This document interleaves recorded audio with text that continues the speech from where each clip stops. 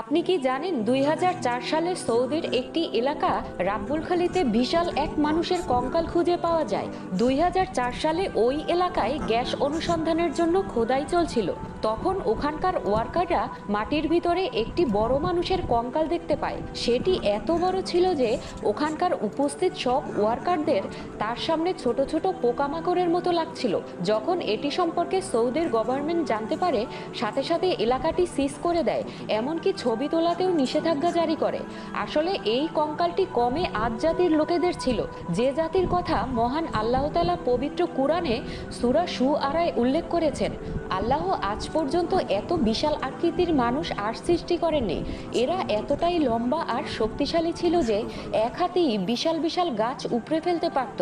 কিন্তু এই কওমের লোকেরা আল্লাহর নাফরমানি করেছিল, যার কারণে তাদের উপরে আযাব নাজিল হয় এবং তারা ধ্বংসপ্রাপ্ত হয়ে যায়।